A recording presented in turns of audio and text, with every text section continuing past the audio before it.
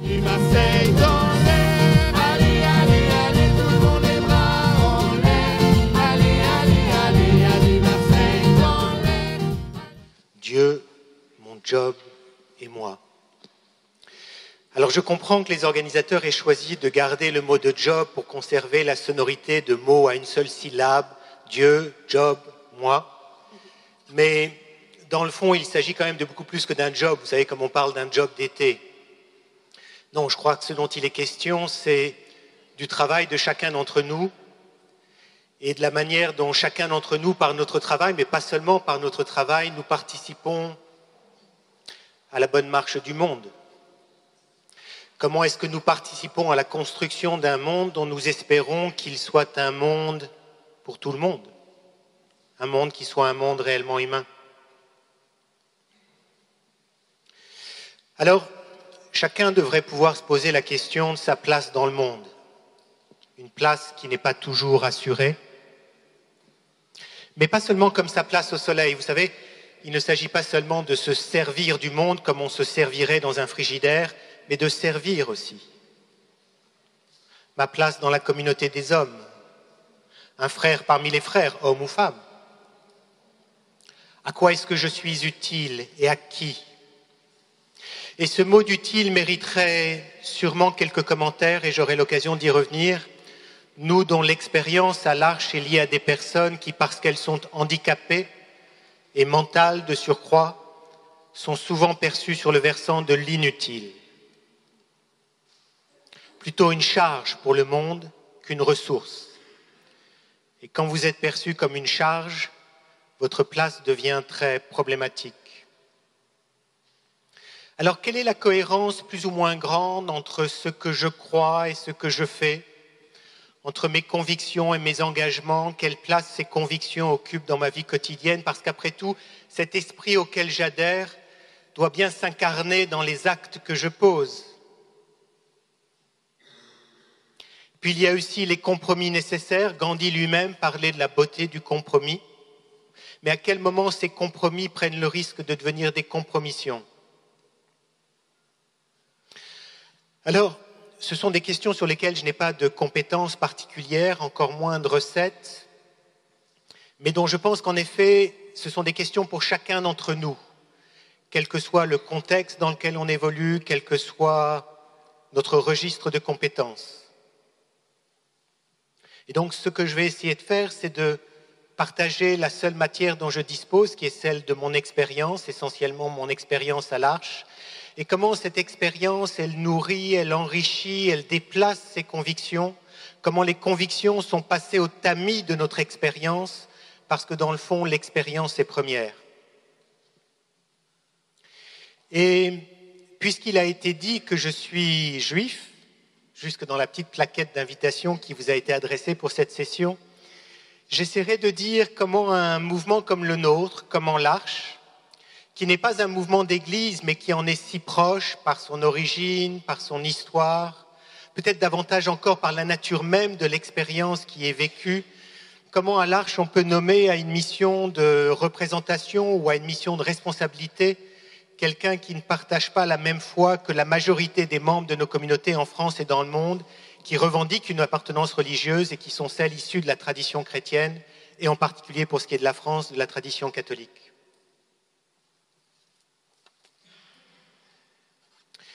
Quelques mots peut-être sur l'Arche, pour reprendre ce que vous avez dit dans votre introduction. Donc, l'Arche est en effet née il y a 50 ans. L'année dernière, nous avons célébré notre jubilé.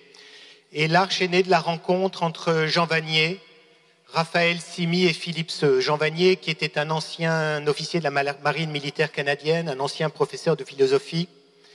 Et Raphaël et Philippe, deux hommes qu'il a fait sortir de l'hôpital psychiatrique en 1964. Et ces trois hommes, avec quelques autres, ont choisi de vivre ensemble dans une petite maison dans un village à côté de Compiègne, au nord de Paris. Vivre ensemble. Ils étaient sûrement très loin d'imaginer le retentissement de cette première rencontre, puisqu'il y a aujourd'hui, comme tu le rappelais, À peu près 140 communautés de l'Arche dans le monde, en effet réparties sur les 5 continents, dans à peu près 35 pays, 37, je ne sais plus, dans des pays aussi différents que la Nouvelle-Zélande, l'Australie, l'Inde, le Bangladesh, les Philippines, la Syrie, l'Égypte, la plupart des pays d'Europe occidentale, l'Ukraine, la Pologne aussi, mais encore le Canada, les États-Unis, le Mexique, le Brésil, le Honduras, l'Argentine, etc. Alors, il y a une manière assez simple de nous définir qui consiste à dire que nous sommes des lieux dans lesquels vivent et travaillent ensemble des personnes en situation de handicap mental et tous ceux qui les accompagnent. En France, il s'agit de salariés et de jeunes volontaires qui, dans le cadre du service civique, des jeunes volontaires qui ont entre 18 et 25 ans, mais parfois qui sont un peu plus âgés aussi, choisissent de s'engager dans nos communautés pendant une durée de 6 à 12 mois. Et puis, chacune de nos communautés est aussi soutenue par tout un réseau d'amis et de bénévoles. En France, il y a 32 de ces communautés qui rassemblent environ 1200 personnes handicapées, 750 salariés à peu près et 250 à 300 jeunes volontaires qui viennent tous les ans. Alors, nous sommes des établissements médico-sociaux, au même titre que les autres établissements médico-sociaux qui sont en charge du handicap. Nous avons une fonction sociale en contrepartie de laquelle nous recevons des financements publics qui assurent l'essentiel de notre fonctionnement en France. Et cette fonction sociale consiste à assurer l'accompagnement du mieux que nous le pouvons de personnes qui, en raison de leur handicap, sont dans une plus ou moins grande incapacité d'assurer seules la gestion de leur vie quotidienne. Nous sommes une institution, mais nous revendiquons aussi d'être des communautés. L'idée de communauté introduit l'idée de quelque chose de commun, le commun de communauté. L'idée d'une unité plus fondamentale que cette différence très réelle entre ceux qui sont handicapés et ceux qui ne le sont pas. Une unité plus fondamentale que toutes ces différences qui nous distinguent, oui, mais qui parfois aussi nous séparent et parfois aussi nous opposent.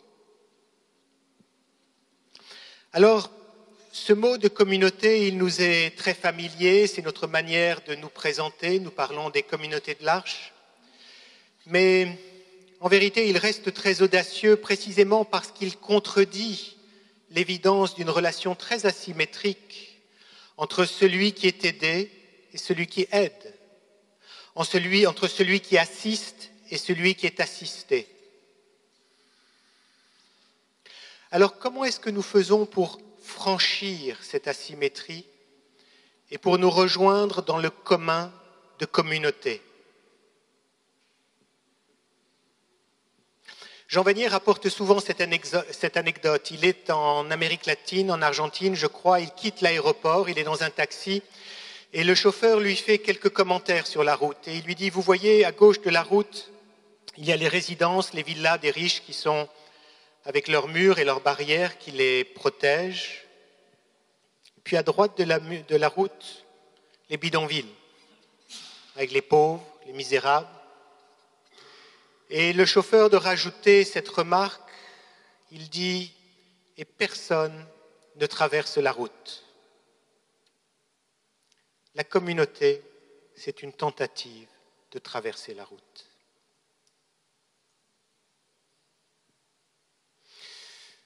Je disais que par notre travail, mais pas que par notre travail, nous espérons participer à la construction d'un monde pour tout le monde.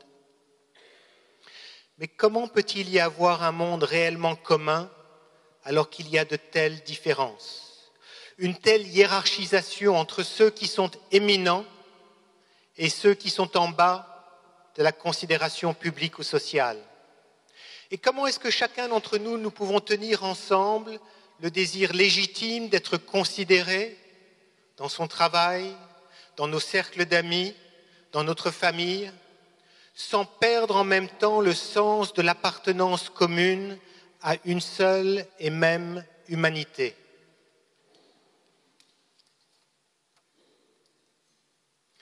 Et comment est-ce que ces personnes qui ont l'expérience du handicap et du handicap mental pourraient elles aussi rejoindre le questionnement qui a été le nôtre, qui a été le vôtre ce week-end, Dieu, mon job et moi? Comment est-ce qu'elles pourraient elles aussi s'interroger sur leur place dans le monde et comment leur cheminement peut venir éclairer le nôtre?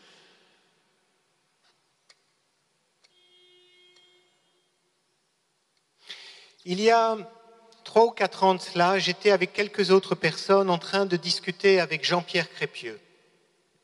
Jean-Pierre Crépieux est une des toutes premières personnes qui a été accueillie à l'Arche.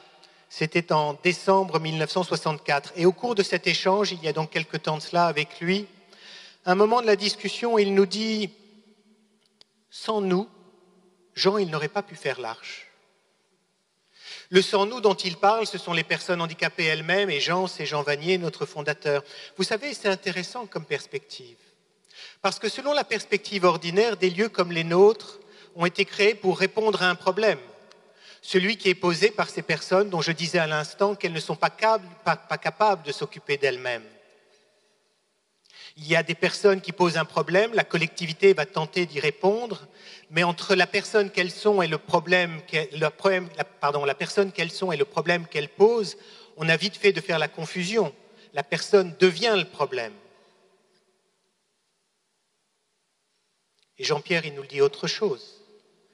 Il nous dit, je ne suis pas un problème, je suis un fondateur.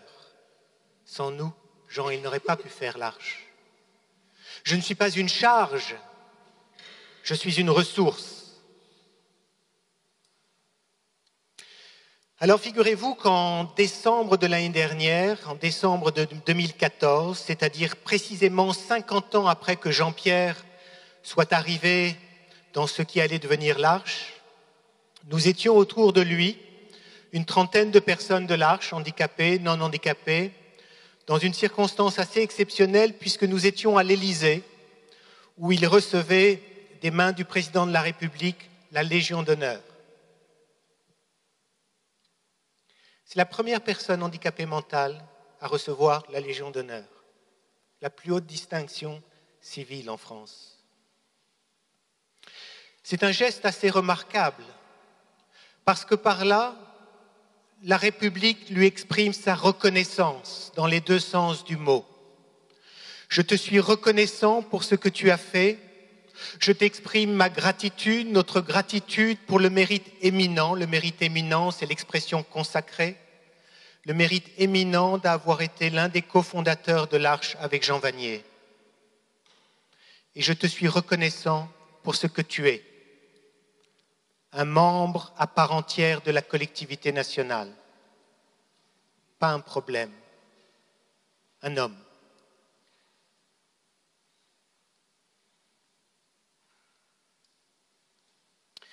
Alors, en effet, Jean-Pierre, il aura fait partie de ces personnes qui, toute sa vie durant, aura tenté de témoigner de cette réalité, qu'il n'est pas une charge mais une ressource, qu'il n'est pas un problème mais qu'il est un fondateur.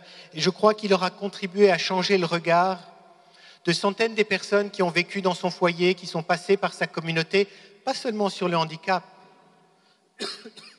ou sur la personne handicapée, mais sur la personne humaine elle-même, sur ce que c'est que d'être un homme ou une femme avant toute évaluation de vos compétences ou de votre autonomie. Alors Jean-Pierre Crépieux, il a reçu sa Légion d'honneur au cours de la même cérémonie que le président d'EDF, qu'un professeur d'Harvard, qu'un grand patron d'industrie ou que Claude Lanzmann, le réalisateur. Un élargissement du cercle de l'éminence.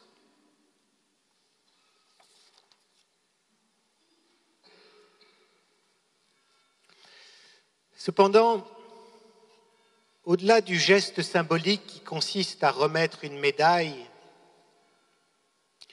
et dans un monde qui privilégie l'excellence et la performance, quelle place peut-il y avoir qui ne soit pas une relégation pour des hommes et des femmes qui, en raison de leur handicap, sont spontanément situés en bas de l'échelle de la performance, exclus du tableau d'excellence. Et est-ce qu'il y a une conciliation possible entre la compétition à laquelle nous sommes chacun encouragés et la communion à laquelle nous aspirons, ou la fraternité qui est inscrite sur les frontons des bâtiments publics? Et quand je reconnais à Jean-Pierre d'être une ressource, quelle est la nature de cette ressource et comment cette ressource, si elle existe, éclaire mes propres interrogations à ce sujet? Je crois qu'on doit terminer. On a le temps. On a le temps, me dit-on.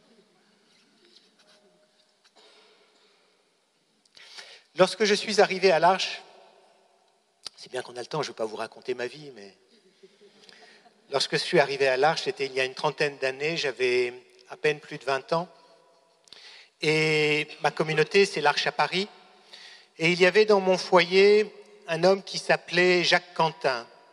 Je dis qu'il s'appelait parce que c'est un homme qui est décédé aujourd'hui, il avait à l'époque déjà plus de 50 ans, et Jacques, il fallait l'accompagner tous les jours à son travail et le raccompagner tous les soirs. Ce qu'on appelait à l'époque un CAT, il travaillait dans un centre d'aide par le travail. Et bien sûr, moi, à tour de rôle, je prenais comme tous les assistants. Assistant, c'est le terme générique que nous employons pour désigner toutes les personnes qui sont en situation d'accompagnement. Et donc, je prenais mon tour et pendant une semaine, j'accompagnais, je raccompagnais Jacques. Et je me souviens très bien que souvent, je me demandais, mais est-ce que je n'ai pas mieux à faire? Qu'est-ce que je fais là? Il n'y avait rien de très passionnant ni de très glorieux à accompagner cet homme aux heures de pointe dans le métro et à faire ses 2 allers-retours. Et puis, un jour, et je me souviens de ce jour avec une certaine précision, dans le métro justement, je me souviens que j'ai eu, est-ce que c'était une certitude, est-ce que c'était un sentiment, est-ce que c'était une intuition, qu'avec Jacques, j'étais avec la bonne personne, au bon endroit et au bon moment. Et peut-être même que je faisais avec lui une des 2 ou 3 choses qui, dans la vie d'un homme, vaut la peine que l'on s'y consacre. Jacques et moi, nous nous étions rejoints. Et pourtant, nous étions très différents. J'avais une vingtaine d'années, il avait 50 ans révolus. Jacques était handicapé, je ne le suis pas. En plus de son handicap, Jacques était sourd. Quand vous marchiez avec lui dans la rue, il n'était jamais à côté de vous, mais toujours derrière. Et si vous tourniez la tête pour vous assurer de sa présence, il la tournait à son tour comme si vous vous adressiez à quelqu'un d'autre. Lorsqu'il parlait de moi, parce que je ne me souviens pas qu'il ne m'ait jamais dit « tu », il disait tantôt « il », tantôt « elle ». Il n'a jamais tout à fait sûr si j'étais un homme ou une femme. Pourtant, à l'époque, j'avais beaucoup de cheveux, mais ça n'a jamais percuté. Bref, nous étions très différents. Et pourtant, nous nous sommes rejoints. Je suis sûr que nous avons compté aux yeux l'un de l'autre. Tu comptes à mes yeux. Une prise en compte qui est très différente d'une prise en charge. Qui d'entre nous voudrait être une charge toute sa vie? Donc j'ai conduit Jacques chaque matin et j'ai découvert qu'il m'a conduit aussi. Il m'a conduit à un changement de registre de perception, une perception plus fine et plus profonde de la réalité.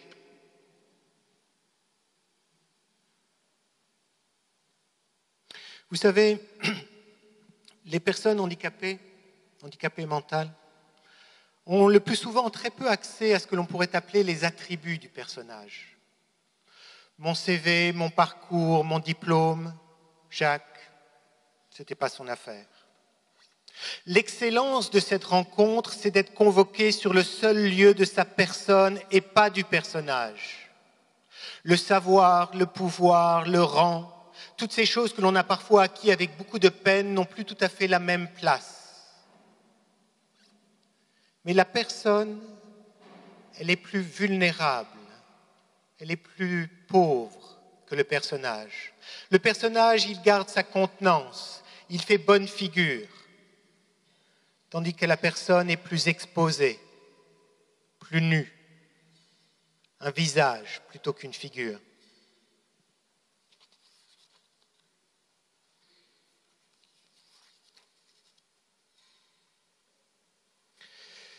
Mais si la personne est plus vulnérable que le personnage, Jacques m'avait atteint dans les deux sens du mot, être rejoint, mais atteint comme être touché, affecté.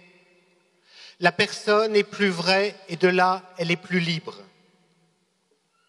Il y a quelques semaines, nous recevions dans notre communauté à côté de Chambéry, nous recevions le directeur général des services d'un conseil général, je ne me souviens plus lequel, directeur des services, un personnage important puisque c'est de lui dont dépend une partie de nos financements.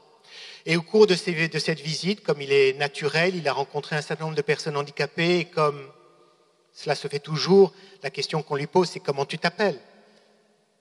Et il a commencé par décliner son prénom, son nom. Et à la fin de la journée, il répondait « Je m'appelle Jean ». Laurence, qui est notre responsable régional qui a accompagné cette visite, m'a rapporté qu'à la fin de la visite, lorsqu'elle a quitté les lieux avec lui, ils marchaient tous les deux sur un chemin. Il lui a dit « Madame, je suis très heureux ». Et il s'est repris aussitôt, il a dit « Je suis très heureux de cette visite ». Comment se fait-il qu'il soit si difficile de se tenir sur le lieu de notre personne et qu'il faille si vite aller se réfugier sur le rivage ou la sécurité du personnage? Sinon que sans doute le personnage nous protège de son masque, tandis que la personne, toujours humaine, vulnérable, susceptible d'être touchée, « Madame, je suis heureux », la personne veut se protéger de cette vulnérabilité-là. J'ai eu l'occasion de discuter l'an passé avec une journaliste qui était allée visiter notre communauté à Lyon et elle était accompagnée d'un photographe. Et à la fin de cette visite, le photographe lui a fait cette réflexion et il lui a dit « Comment se fait-il qu'ils sont tous beaux ?» Et en effet, comment se fait-il que nous soyons devenus capables de voir cette beauté dispersée sur les visages de ceux qui nous entourent ? Comment se fait-il que nous soyons capables de voir ce que nous ne savions pas voir, sinon que précisément nous ayons été conduits, littéralement, à percevoir.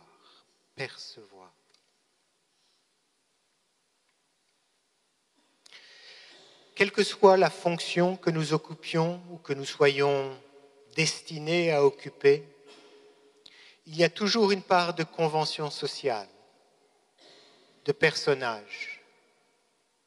Mais comment est-ce que nous passons du personnage à la personne ? Comment est-ce que nous prenons ce risque-là ? Parce que la personne, comme le rappelle sans cesse Jean Vanier, la personne est plus belle que nous n'osons le croire. Tu es plus beau que tu n'oses le croire. Dieu, mon job et moi, c'est donc que l'on parle du travail. Et si l'on parle du travail, il est difficile d'échapper au thème de la compétence. À l'Arche, et tu l'as rappelé, nous parlons beaucoup du don ou du talent des personnes en situation de handicap. Et le don, c'est différent d'une compétence. La compétence, elle se développe à proportion de mes aptitudes et de ma détermination à développer ces aptitudes. Tandis que le don dont je parle ici, ce don pour la relation, ce don de spontanéité, un don souvent pour la fête et pour la joie, c'est un don qui se source dans une faim et dans une soif. Dans une faim et dans une soif de relation, de reconnaissance, de communion et de fraternité. Et que cette soif et cette faim sont d'autant plus grandes que vous avez vécu sous la menace ou que vous avez fait l'expérience de cette relégation que j'évoquais, que vous savez ce que c'est que de ne pas avoir de place. Alors vous avez soif et vous avez faim. Alors bien sûr, les compétences sont nécessaires et nous avons la responsabilité, chacun où nous sommes, de développer ces compétences et de tenter de les mettre au service du bien commun. Mais les compétences portent toujours en elles-mêmes le risque de cliver entre ceux qui sont compétents et ceux qui ne le sont pas, entre le capable et l'incapable. Elles participent de cette hiérarchisation dont je parlais tout à l'heure. Alors que le don dont il est question ici, parce qu'il est né de cette soif et de cette faim qui est antérieure à toute compétence et lové en chacune de nous personnes, ce don nous rappelle à notre humanité commune. Alors ces hommes et ces femmes qui sont capables de nous rappeler à cette unité très fondamentale, qui sont capables de nous amener sur le lieu de notre personne et pas du personnage, est-ce qu'ils ne disposent pas là d'une ressource essentielle à la construction d'un monde qui soit un monde commun ? Et je ne suis pas loin de penser que ceux que nous jugeons d'ordinaire comme les moins compétents des hommes sont sans doute les mieux à même de nous informer de notre humanité.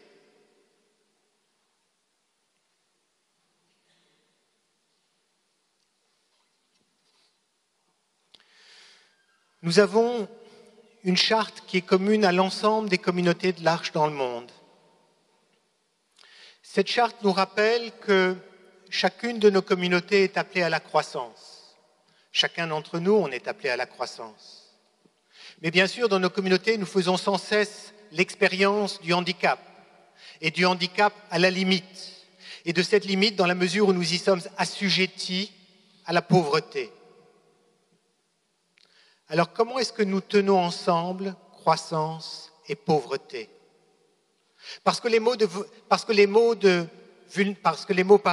performance, d'excellence font partie du vocabulaire courant du monde professionnel, le mot de croissance fait partie du vocabulaire courant du monde économique, mais nous savons que la croissance ne peut pas être simplement ce que l'on appelle un taux de croissance. Pas davantage que la richesse ne pourrait être une accumulation indéfinie de biens matériels.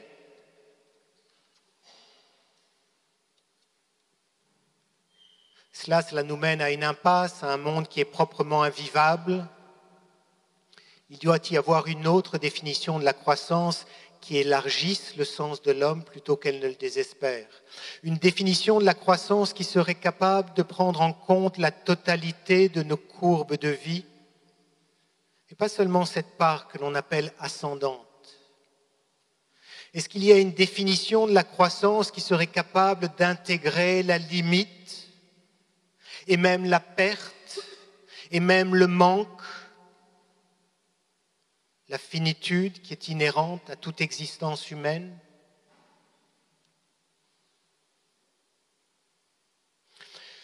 Je voudrais vous parler de la maturité de beaucoup des personnes ayant un handicap mental. Des personnes qui pourtant souvent ont traversé dans leur existence de grandes difficultés et qui sont confrontées à des limites très sévères.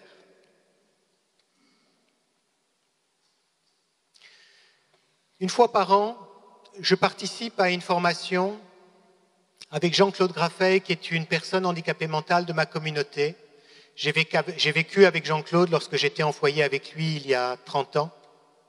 Jean-Claude a quitté l'Arche à Paris, mais il est resté proche. Et une fois par an, on nous demande à lui et à moi d'animer une formation pour les jeunes volontaires de l'Arche à Paris. Et bon, maintenant nous sommes bien rodés, mais les premières fois, il nous a fallu préparer ce temps-là. Et au cours de cette préparation, j'étais donc avec Jean-Claude et je lui dis « Jean-Claude, dans quelques jours, tu seras avec ces jeunes gens qui ont donc une vingtaine d'années, un peu plus. Quels conseils tu leur donnerais pour être heureux ?» Jean-Claude et moi, nous avons à peu près le même âge. Et Jean-Claude, il réfléchit et il dit « Études, bac, famille. » Je me suis trompé d'ordre. Études, bac, travail, marié, enfant. Bon, C'est un schéma très classique, mais qui est assez éprouvé. Un peu plus loin dans la discussion, je demande à Jean-Claude, Jean-Claude, est-ce que tu es heureux? Il me dit que oui. Et puis encore un peu plus loin dans la discussion, j'avais oublié, ou en tout cas, je l'avais plus à l'esprit, les questions précédentes. Et je dis à Jean-Claude, Jean-Claude, si tu devais nommer ton handicap, qu'est-ce que tu dirais? Alors il réfléchit à nouveau et il me dit, pas études, pas bac, pas marié, pas enfant. Alors je suis très troublé par sa réponse et je lui dis, mais Jean-Claude, est-ce que tu te rends compte que la plupart des conditions que tu as nommées pour être heureux toi-même, tu ne les remplis pas? Et tu me dis que tu es heureux? Il me dit oui. Alors je lui dis, comment tu fais? Il me regarde avec un bon sourire et il me dit, moi, vivant. La maturité. Et qu'est-ce que c'est que la maturité sinon une capacité à intégrer la limite, de la reconnaître sans en éprouver d'amertume ou de colère, mais d'y consentir, d'un consentement qui n'a rien à voir avec une résignation. Consentement pour ce qui est, et sans doute aussi gratitude pour ce qui est donné. Ce qui n'exclut pas la révolte. Jean-Claude a eu ses moments de révolte, mais qui ne laisse pas cette révolte seule. Consentement et gratitude.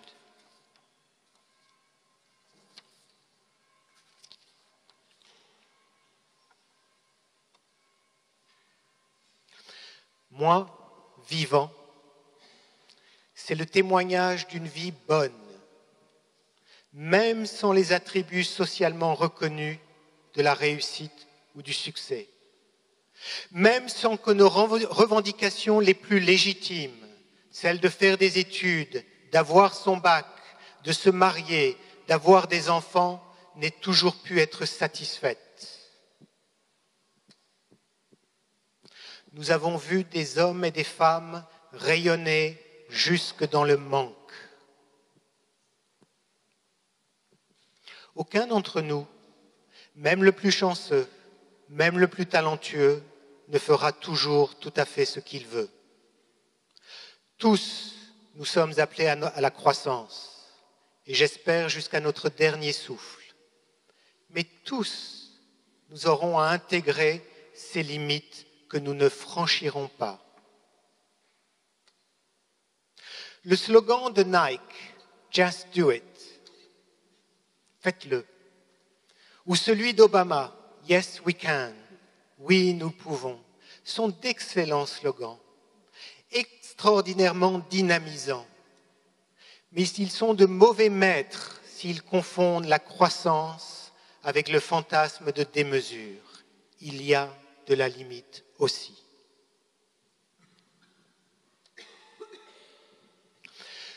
En dépit de toutes les difficultés que nous pouvons rencontrer dans notre vie communautaire, et elles sont nombreuses, nous faisons l'expérience d'une joie que nous n'attendions pas, à bien des égards inattendue et inespérée.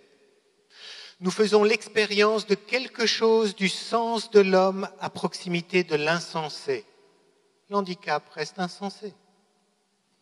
Nous faisons l'expérience de quelque chose de l'unité des hommes à proximité de leurs différences les plus irréductibles. Jacques était handicapé et je ne le suis pas. Vous savez, nous avons par rapport au handicap et au handicap mental en particulier, comme par rapport à beaucoup d'autres formes de pauvreté, nous avons un rapport mêlé. Il y a d'abord l'hostilité, qui est née de la peur, de l'ignorance. Est-ce qu'il est nécessaire de rappeler que le handicap a souvent été associé à une malédiction? Souvenez-vous de ce passage dans les évangiles de l'aveugle de naissance. S'il est aveugle, est-ce sa faute à lui ou celui de ses parents? L'handicap comme une punition qui suit une faute. Donc il y a d'abord l'hostilité, et puis ensuite il y a le passage à une tolérance plus ou moins bienveillante. Je te tolère. Et enfin, et de nouveau, inattendu et inespéré, le passage à une bénédiction réciproque. J'ai conduit Jacques et j'ai découvert qu'il m'a conduit aussi.